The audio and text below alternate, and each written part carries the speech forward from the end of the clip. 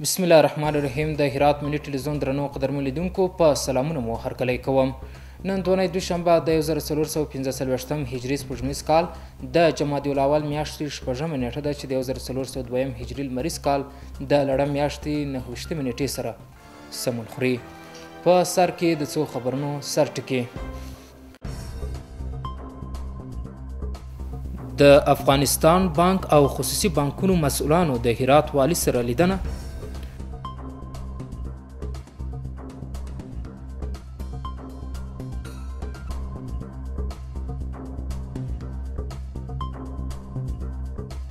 د اسلام کلا بندر د مسؤلانو له لوري و بهر هیواد ته د نږدې 2 میلیونو ډالرو د قاچاق مخنیول.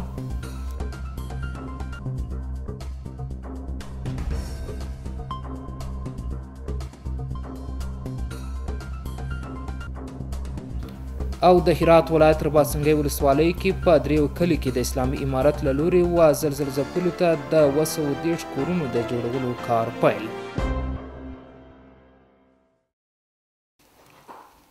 اوس هم ستاسو پام راړوم بشپړ خبرونه ته. زه محمد ولی عمر یم. د افغانستان بانک او خصوصي بانکونو مسؤلانو د هرات له والي شیخ الحدیث مولانا نور احمد اسلامجار سره وکتل.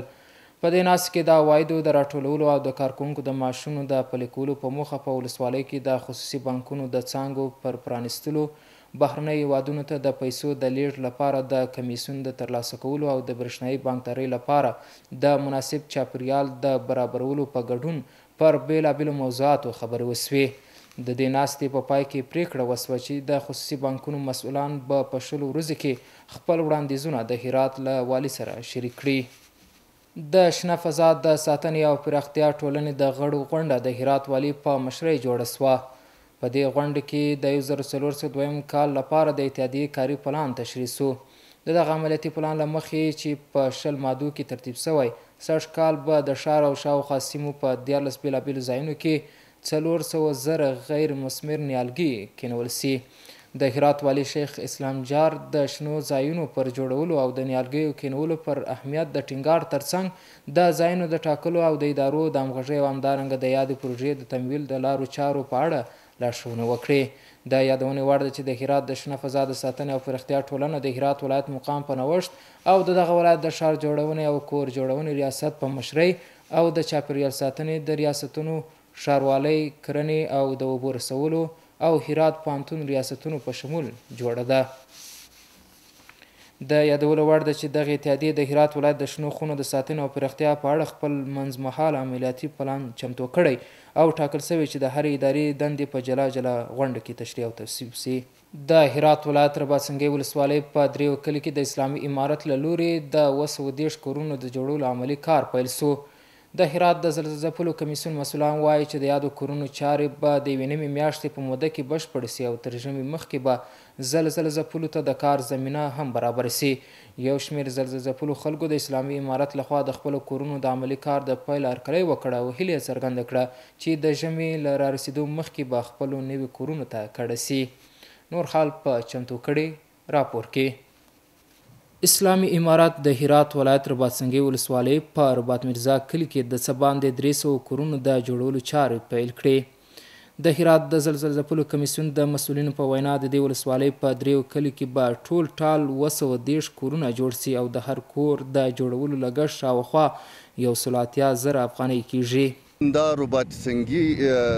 رباط میرزا کلی ده، دغه رقم نور کلي هم شته چې هغه نړېدل دي. د هغوی لپاره هم دا نن د کورونو افتتاح کیږي او 230 کوره به جوړیږي. څو شپې مخکې هم تاسې شاهدان واسته تقریبا د 950 کورونو افتتاح وسوله او دغو کورونو کار روان سو. دغو مسؤلانو ښاریانو ته ډاډ ورکړ چې د زلزلې له امله زیانمن شوي ټول کورونه به د ولسوالۍ او ښار په کچه سروي او جوړ کړي. زموږ ملي تجاران او صنعتکاران دا یو د دوی څخه غوښتنه کوو چې دا د حمایه کړي. اسلامي امارت مشرتابه دا هوډ دا وعده کړې ده چې مهاجرونو ته به هم لاسرسی کوي، کارو ته به لاسرسی کوي، هم به د دغو زلزله ځپلو ته به کوي. کار تحت سنگکاری که به مارک 151 به تناسب 4 اجرا می‌گردد که ما او را به نام درای پیچینگ میگی، یعنی به طور اساسی که مثلا همون مواد زیاد مندازن و سنگ مندازن به نام درای پیچینگ تعداب ازی است. بعد از تعداب خشکاری شروع میشه که به ارتفاع 2 متر 50 سانت به عرض 35 سانتی دیوار ازی است که این خانه شامل 2 تا اتاق، 1 دهلیز می باشد، 2 تا پنجره و 2 تا دروازه دارد. بلخوا یو شمېر زلزله‌ځپلو خلکو ته د سرپناه د کار له پیلېدو خوښي څرګنده کړې او هیله لري چې ژر تر ژره خپل عادي ژوند ته راستانه سي. فعلا خوشحالیم که از طرف دولت خود که با ما بیامده خونه میسازه. هم کار هستم اینجا خود ما کار میکنیم، خونه هم به خود میسازیم، حقوق هم از طرف دولت با ما میرسه. دیگه روز 400 افغانی فعلا ما خیلی جنرات. خونه ما که همه ویران شده، همه خونه ما چپه شده. بازم خدا را شکر که همینجا بیامدن خونه میزنن با ما، یک سرپناه با ما جور میکنه. هم خدا را شکر. ما حدود 10 نفر خانوار هستیم و تشکر میکنم از دولت امارات اسلامی و از همکاران عزیز و از انجینرها صاحب که بالاخره با ما سرپناه برای زمستون ما معین کرده. دا په داسې حال کې چې د مسؤلانو په وینا د زندهجان او رباطسنګي ولسوالیو په 40 کلیو کې د 2263 استوګنې کورونه د جوړولو کار روان دی. د اسلام کلا بندر د کمیسارۍ مسؤلان وایي د روان کال په لومړۍ 7 میاشتو کې بهر ته د شاوخوا 2 میلیونه ډالرو د قاچاق مخه نیولې ده. د دې ادارې مرستیال په دوام ټینګار کوي چې په دې موده کې یو شمېر نشهیي توکي هم کشف او ترلاسه شوي دي. نور حال په چمتو کړي راپور کې. د هیواد په لویدیځ کې د اسلام کلا بندر کمیسارۍ د روان کال په لومړۍ 7 میاشتو کې د بیلابیلو لاسته راوړنو خبر ورکوي. د دغه کمیسارۍ د مرستیال په وینا دوی ژمن دي چې هیوادوالو ته پر وخت او مناسبو خدمتونو وړاندې کړي او هغه ټینګار کوي چې یوازې په تیرو 7 میاشتو کې دوی توانېدلي چې بهر ته د بهرنیو اسعارو د زیاتې قاچاق مخه ونیسي. لاسته راوړنې موږ چې دي په کمیسارۍ کې په 2 میاشتو کې تقریبا 2 میلیونه ډالر موږ د قاچاق مخنیوی کړی دی. هغه ډالر چې بعضو مخالفو ورونو هغو نقلول خارج هیواد ته دلته موږ تلاشۍ پر مهال نیولي دي او د قانون منګولو ته هم پیسې سپارلې دي او هم مو دغه کس سپارلی دی. د اسلام کلا د کمیسارۍ دغه مسؤل په خپلو ټولو خبرو ټینګار کوي چې هره ورځ زرګونه هیوادوال له دې پولې په عادي ډول تیریږي. تقریبا د ورځې 1.5 کسه 2000 کسان د ایران د خانه قانوني راځي. نو هغه کسان چې پاسپورت او ویزا ولري دا قانوني د ایران د خانه راځي او کوم مسافرین چې هغه د مرزیان دي یعنی غیر قانوني تللي وي بیرته ایران یې را د مرز کوي. مخکې تقریبا د ورځې به 1.5 کسه 2000 کسان وو. د اسلام کلا په پوله د هیواد د بیلابیلو ولایتونو یو شمېر اوسیدونکي هم د دغه بندر مراجعینو ته د اسلامي امارت له لورې د منظمو خدمتونو د وړاندې کولو هرکلی کوي او ټینګار کوي چې د دوی کارونه به ژر تر ژره په منظم ډول ترسره سي. کمیسری خدمت مردم رفتار خوب میکنه، پاسپورتاش و مشکلات همه مشکلات تاجر دیکندار کسایی که پاسپورت کثیر و تجارت داره، پاسپورت سیاحت داره، کمیسری استمغله خودش همکاری زیاد میکنه. از امارات اسلامی میخوایم که در کشور خودمون یک کار معین کنه که بخیر در خود کشور کار کنیم، چرا در بیگانه ملک کار کنیم؟ از کده که در بیگانه ملک کار کده که در کشور خودمون کار کنیم بهتر است. د یادونې وړ ده چې اوس مهال له دې پولې هر ورځ زرګونه هیوادوال تګ راتګ کوي. په اسلام کلا بندر کې د کډوالو د ستونزو د هوارۍ لپاره د کمیسیون د فعالیتونو دوام، د روغتیايي خدمتونو او چارو کمیټه، د بایومټریک کمیټه، د ثبت او ثبات او هرکلی کمیټه، د ترانسپورت او انتقال کمیټه، مالی کمیټه، د اطلاعاتو او عامه پوهاوي کمیټه هر ورځ په اسلام کلا کې کار کوي او خپل هیواد ته د راستنه شوي مهاجرینو خدمت ته چمتو دي. د کډوالو چارو ریاست د سرحدونو او قبایلو چارو امیر عبدالله قیومي وایي اوس هیواد ته د کډوالو د راستنېدو بهیر عادي سوی او د دغه بندر ټولې کمیټې 40 ساعته کار کوي. بلخوا د کلیو پراختیا رئیس او د خدماتو او روغتیايي چارو د کمیټې مشر مولوي عبدالسلام اجرت وایي چې د کډوالو لپاره خوراکي توکي، جامې، د څښاک اوبه او غالۍ چمتو کړي او ترڅنګ د ناروغانو د درملنې لپاره امبولانسونه هم چمتو دي.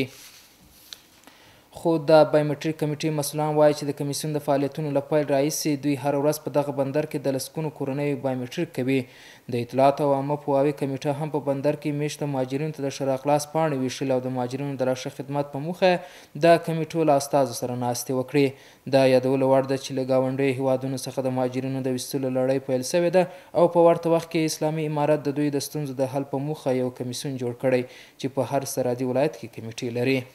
محترم لیدونکو اوس هم ستاسو پام راوړم د سبا ورځ د هوا اټکل. ګرانو دوستانو د ما سلامونه ومنئ، شپه مو په خیر. اوس هم پاملرنه وکئ د سبا ورځې د هوا اټکل. سهشنبه هرات ښار نیمه وریځ الوره درجه 25 تیتای 14، غوریان نیمه وریځ الوره درجه 26 تیتای 14، کراخ نیمه وریځ الوره درجه 21 تیتای 9 او پشتون زرغان نیمه وریځ الوره درجه 24 تیتای 12. اوس هم یو ځل بیا د څو خبرونو سرټکي. د افغانستان بانک او خصوصي بانکونو مسؤلانو د هرات والي سره لیدنه.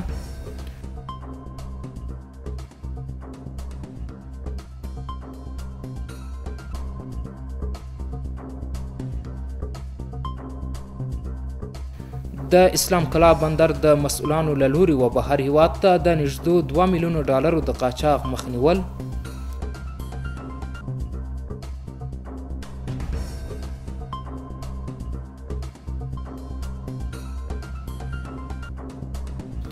او د هرات ولایت رباطسنګۍ ولسوالۍ کې په دریو کلي کې د اسلامي امارت له لوري و زلزل ځپلو ته د 230 کورونو د جوړولو کار پیل. درنو قدرمنو لیدونکو، دا و د نن شپې خبرونه چې ستاسو قدرمنو حضور ته وړاندې سوه. تر بیا مو پولیس شتون ته سپارم.